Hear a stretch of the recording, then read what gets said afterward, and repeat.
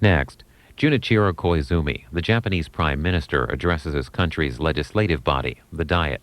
He reacted to the terrorist attacks on the United States and outlined his policy objectives for the future. His speech happened on Friday. It's about a half an hour.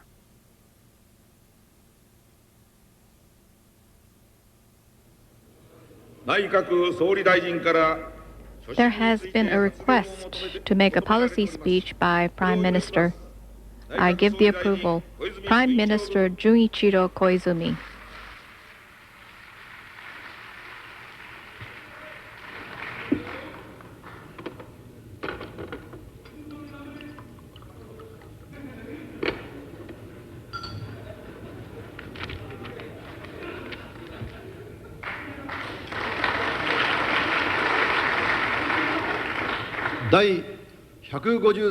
On the occasion of the opening of the 153rd session of the Diet, I'd like to focus in my policy speech on the number of issues of urgency that currently faces, and I would like to ask for the understanding and cooperation of all people of Japan.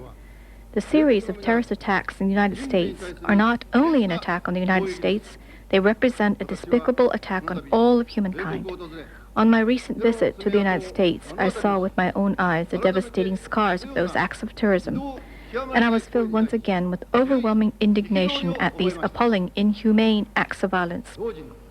At the same time, my heart goes out to the people of the United States and to all those who have suffered from the attacks. The United States has declared that it will take resolute actions in response to these terrorist attacks. In talks with President Bush of the United States on 25th September, we agreed wholeheartedly that countries of the world should unite with a firm resolve to fight this kind of terrorism. I conveyed to President Bush that Japan strongly supports the United States and that Japan will implement all possible measures in response to these acts of terrorism. The fight against terrorism is Japan's own challenge. Japan will, in cooperation with the international community, take effective measures against this threat on its own initiative. We will take necessary action promptly in order to implement the 7-point immediate measures I announced last week.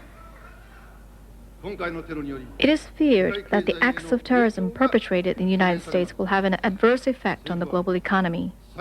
The government of Japan, carefully monitoring the situation fully, will, in cooperation with other countries, carry out appropriate responses in order to ensure economic stability in such aspects as the financial system and currency markets. 5 months have passed since the inauguration of the Koizumi cabinet on 26 April. In the meantime, I've endeavored with all my might to carry out the duties expected of a Prime Minister of Japan. I'm all too acutely aware of the seriousness of the judgments a Prime Minister must make in facing the plethora of domestic and international issues. In my first policy speech to the previous ordinary session of the Diet, I pledged to the people of Japan that I would ceaselessly push on with reforms for what should be termed a restoration in a new century. My policy of advancing reforms by taking a stance of no fear, no hesitation, and no constraint received widespread public support on all levels at the general elections for the House of Councillors. The other G8 leaders also expressed their strong expectations for my reforms at the G8 Genoa summit held in July. With such strong support, I am confident of the success of the reforms. What is needed above all else is strong resolve in ceaselessly implementing reforms. With the support of the people of Japan, I will proceed with reforms without sanctuaries. The culmination of these reforms is now about to begin. In order to bring about a bright future for a Japan that has found itself in a state of near paralysis, I will tackle reforms with firm resolve. I would like to take this opportunity to present the 5 goals of the Koizumi structural reforms. The first of these is a society in which effort is rewarded and a spirit of allowing people a second chance prevails. The second is a society in which the knowledge of the private sector and local regions are utilized to bring about vitality and prosperity. The third, society that is caring to others, in which people can live safely in peace of mind. Fourth, society that is enveloped by a beautiful environment that allows for a comfortable lifetime. Finally, a society that nurtures the dreams and hope of its children. I will channel all my energies to see to it that we can achieve these goals for our society. While specific measures and an implementation schedule have been detailed in the reform schedule, I will advance the reforms further by continuously evaluating and reviewing the state of progress of reforms. The Japanese economy is at the center of the maelstrom of global economic changes. In order to ride out the storm represented by these changes, we must break away from the attitude that tends to swing between elation and desperation by short-term developments, while paying due attention to the changing circumstances around us. I will vigorously push forward structural reforms in order to increase the fundamental growth potential of the economy. At the same time, I will respond boldly and with flexibility depending on the economic situation. During the course of October, the Advanced Reform Program will be compiled. This reform program will not give priority to public investment, but it will instead focus on institutional reforms for reinvigorating the economy and generating new industries, employment measures, and measures for small and medium enterprises, and those measures that are highly urgent for accelerating structural reforms. The supplementary budget for fiscal 2001 should not be one that leads to an easy path of increasing the issuance of government bonds. I will take the same policy for supplementary budget for fiscal 2002, that the issuance of government bonds should be kept under 30 trillion yen. The alleviation of the pain that will accompany reforms is a political responsibility. I will demonstrate clearly the means we have at hand to tackle the insecurity of the people of Japan regarding employment. The headquarters for Industrial Structural Reform and Employment Measures recently compiled a number of comprehensive measures. I will incorporate those measures that should be dealt with immediately in the Advanced Reform Program and implement them intensively using the supplementary budget. In order to create employment through new market industry, I will promote the advancement of science and technology through enhancing the functions of universities and through cooperation among industry, universities, and government and local regions, including the promotion of the participation of private sector companies in the management of child care facilities and daycare centers, making active use of the private finance initiative PFI. I will swiftly implement regulatory reform in such areas as medical service, welfare, and child care labor. Over the course of 5 years, I aim to double the number of new businesses that are opened or established from the current rate that is languishing at of 180,000 new businesses per year. In implementing these measures, I will set specific targets such as creation of 10,000 new jobs during fiscal 2002 through such strategies as a zero waiting list for nursery schools. Although we currently find ourselves in a severe employment situation, there are 7 million jobs offered at the Public Employment Service Agency each year, which is more than the number of job seekers. The number of annual job placement advertisements now exceeds 3 million. Both numbers are on a level with figures during the bubble economy years. In order to eliminate mismatches between job seekers and employers and to ensure that as many people as possible are able to find employment, I will enhance the job information network that enables people to search the internet for job opportunities and enhance the effective development of vocational capabilities respecting individual choice. In addition, in cooperation with local governments, I will facilitate the use of human resources and create employment in the public services sector in areas such as education and environmental preservation. Over the course of 3 years, we aim to employ 50,000 people as supplementary teachers who can use their working experiences to great effect in the classroom in elementary and junior high schools. We will actively use human resources that exist in the community in such projects as tree thinning and weeding that are both so vital to forestry preservation and the compilation of a waste map in order to further promote the removal of discarded waste. For the middle-aged and elderly who experience particular difficulty in being re-employed, we will expand employment insurance benefits to those persons who take up vocational training in order to promote re-employment and bring about lifestyle stability. In order to expand employment and create industrial vitality, we will implement appropriate measures to seek to promote business startups and the management reorganization of SMEs across Japan. In addition to diversifying the means by which SME can procure capital, we will enhance support measures for such areas as human resource and technology development, and we will strengthen measures aimed at avoiding chain reaction collapses of SMEs that have high aspirations. We must proceed with all reforms swiftly.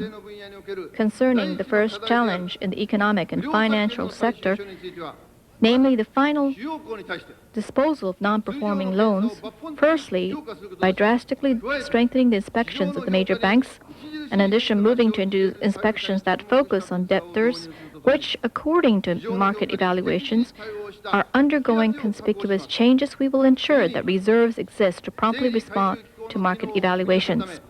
Next, in order to expand the functions of the Resolution Collection Corporation, RCC, we will introduce more flexibility into the pricing system for non-performing loan purchase and promote the establishment of a fund for further corporate reconstruction. Through these new measures, we are resolved to normalize the problem of non-performing loans at the latest by the end of the three-year concentrated period of adjustment. Toward the structural reform of the financial system in order to limit the risk of holding shares by banks and others, we will newly introduce limits on shareholdings. Together with these new limits, in order to smoothly facilitate the disposal of shares, we will aim to establish the Bank Equity Purchasing Corporation BPC in January next year. To this end, I will be submitting the necessary bills to this session of the Diet. The second challenge we face in the economic and financial sector is the creation of a competitive economic system. Through the promotion of competition and technological innovation, we will strive to construct a consumer and people-oriented social-economic system and vitalize the economy. Concerning regulatory reform of those sectors in which there is plenty of potential to expand both demand and employment, which are directly linked to the lives of the people, including medical service, welfare, and child care and labor, we will carry out such reform promptly and steadily. In order to construct a highly transparent and fair securities market in which the people can participate with ease, I will advance such measures as establishment of infrastructure to improve market reliability and submit an amendment bill to this session of the Diet concerning the securities taxation system. In relation to information technology, IT, we have formulated the E-Japan 2002 program as an interim target and have accelerated the move toward becoming the most advanced IT nation in the world. I will work intensively toward achieving such measures as e-government that enables applications and notifications to be made from homes and offices. Aiming to be a nation that is built through the promotion of science and technology, we will promote strategic research and development investment in the areas of science and technology. In order to enhance urban appeal and international competitiveness, we will work to implement specific measures for urban renaissance projects, including efforts to enhance regional disaster reliefs and logistical functions for large urban areas, the formulation of an international hub for the study of life sciences, and the improvement of facilities for central government and national universities through private financing initiatives, PFI. In addition, we will promote measures to advance togetherness and exchange between cities and agriculture, mountainous and fishing communities, in order that people in each can enjoy the benefits and appeal of the other. The third challenge is fiscal structural reform. Under the policy that in the budget for fiscal 2002, the issuance of government should be kept under 30 trillion yen, and with a policy of reducing the budget by 5 trillion yen while allocating an additional 2 trillion yen to prioritized area, we will work to achieve a drastic revision in expenditure and a more prioritized allocation of the budget. Through such measures as the formulation of basic guidelines for budgetary compilation, with November as a target, we will realize a budget for ceaseless reform. We will formulate a mid-term economic and fiscal plan and show a specific path for fiscal structural reform. The difficult battle for administrative structural reform is already underway.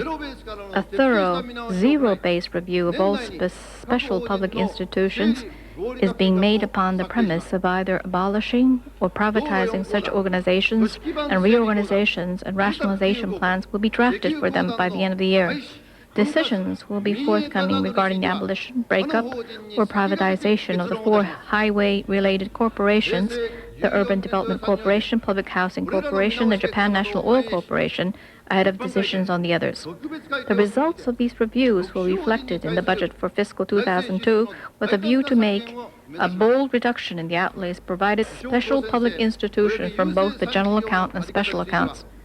Councils have already been launched to consider a system for the direct election of the Prime Minister and to discuss what is to be done with the 3 postal businesses, and these councils are expected to compile specific proposals within approximately 1 year. With a view to promoting greater decentralization, vigorous efforts will be made to advance the mergers of local governments around the country based on the support plan recently adopted.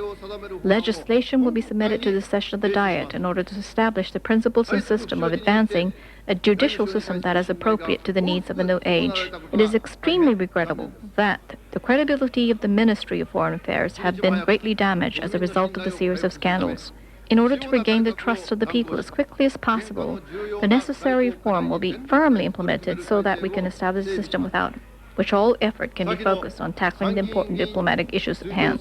It is indeed regrettable that currently serving civil servants were arrested, and as a result of suspicion of violation of the public office election law in the recent elections for the House of Councillors, that a Diet member had to resign. I view this incident with particular severity and will ensure necessary discipline. Our nation's social welfare system is essential to ensure that each and every one of our people can realize his or her potential and enjoy lives full of hope and peace of mind. In particular, in order to rebuild our medical system so that they will be sustainable into the future, I intend to make my utmost efforts to compile a reform plan by the end of this year and submit the necessary legislation for consideration to the ordinary session of the Diet next year. In order to support working parents, I launched a strategy to reduce to 0 the number of children on waiting lists for nursery schools, and a plan to create a structure to provide for daycare for children during after-school hours. We have already established the goals of increasing by 2004 the capacity of daycare and other facilities for an additional 150,000 children, and the expansion of after-school daycare facilities with a target of 15,000 establishments. Full efforts will be made to achieve these goals. As part of our efforts to tackle environmental issues, the Urban Renaissance Headquarters recently adopted a project to build a zero-garbage city, and pioneering efforts will be made to implement this project in the waterfront areas along Tokyo Bay. The government has decided to procure more than 1,000 low-emission vehicles during the current fiscal year. Over the next 3 years, all of the approximately 7,000 general official vehicles will be replaced with low-emission models. Furthermore, in order to ensure that these initiatives by the central government spread throughout local government organizations and the private sector, an action plan was compiled on ways to promote the development and adoption of low-emission vehicles. As an initiative which the government can take for itself on environmental issues, efforts are underway to promote the recycling of food. Ministry of Agriculture, Forestries and Fisheries decided to launch a program through which food left over from the cafeterias within its building is collected and provided to farmers for use as fertilizers and livestock feed.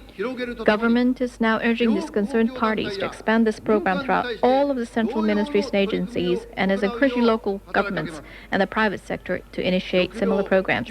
With a view to improving our nation's food self-sufficiency ratio, specific policies will be compiled around November of this year regarding a review of our rice production and distribution system.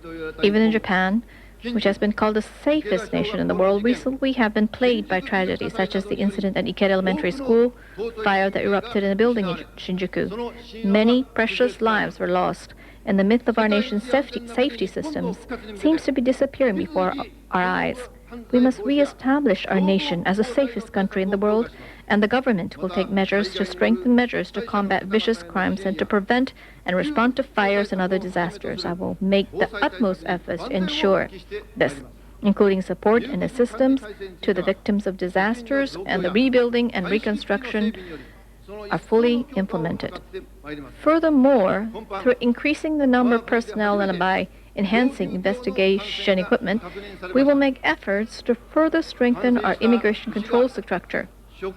Recently, the first ever case of infection of mad cow disease was confirmed in Japan. Measures are immediately taken to ensure that no cows that were infected would be used for meat or for livestock feed. Efforts will be made to ensure thorough information disclosure, and necessary steps will be put in place.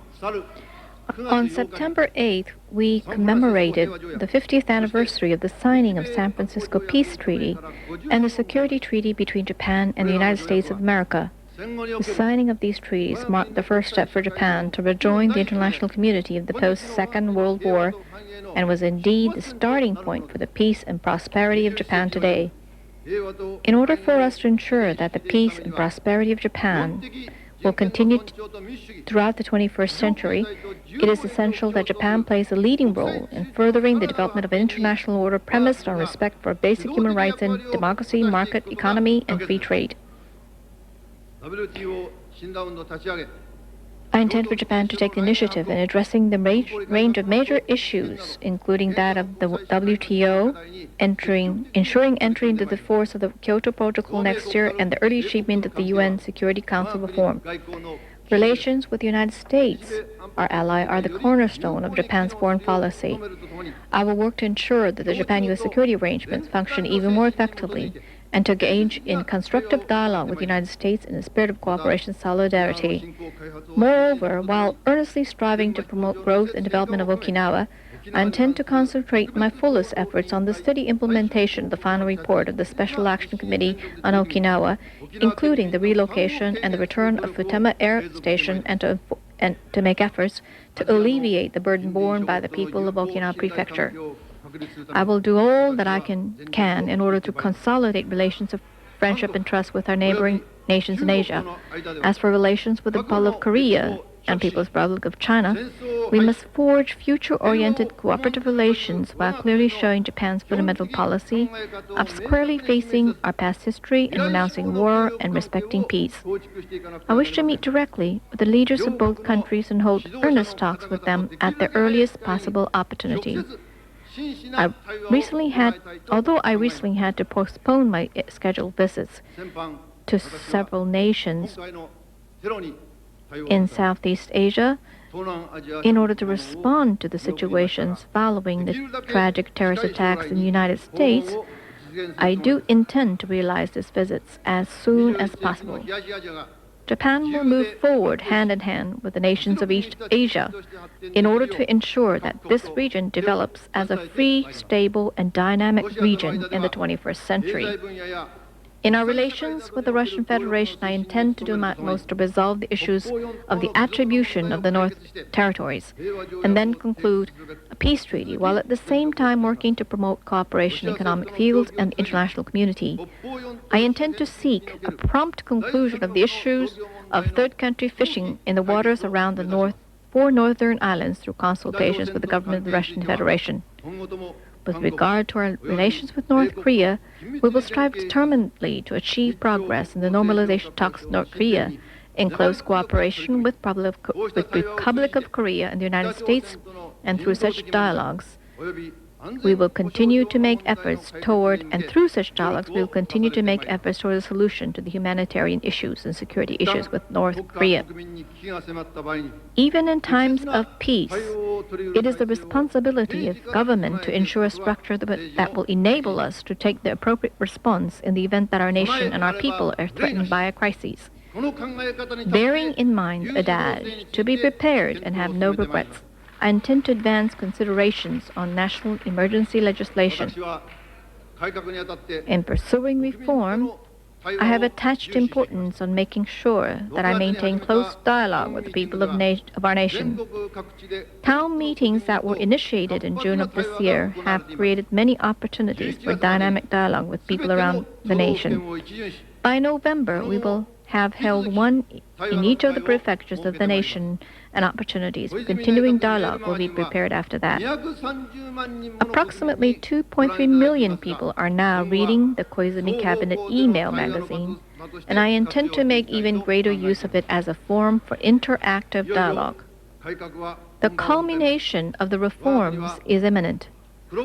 Throughout its history, Japan has time and again seized on crises as opportunities advance forward, exemplified in the strides we made to become a modern nation after the arrival of the black ships of Commodore Perry, as well as in the determination with which we built our nation from ashes after the Second World War. These fruits were born of the efforts of our people who strove forward to build our nation undaunted by change.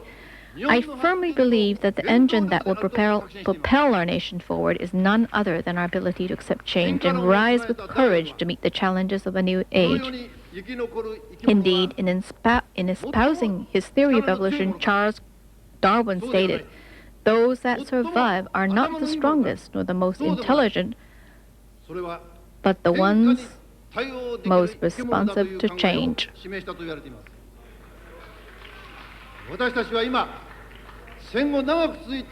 We now face new economic phenomena such as deflationary pressure unlike anything that we experienced in the long process of economic development that followed after the end of the Second World War. Our nation has a responsibility to the world to revitalize our economy. We must seize upon the difficulties we currently face as an opportunity for new growth and carve out a new future for the nation in a spirit of no growth without reform.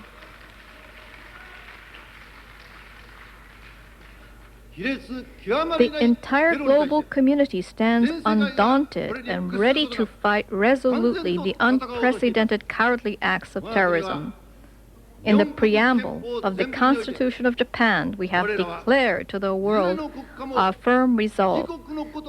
We believe that no nation is responsible to itself alone, but that laws of political morality are universal, and that obedience to such laws is incumbent upon all nations who would sustain their own sovereignty and justify their sovereign relationship with other nations. We, the Japanese people, pledge our national honor to accomplish these high ideals and purposes with all our resources.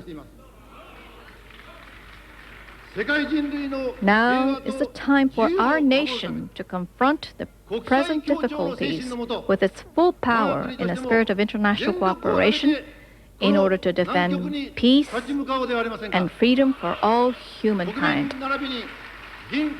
Here, I sincerely ask for the understanding and cooperation of the people of Japan and the members of the Diet.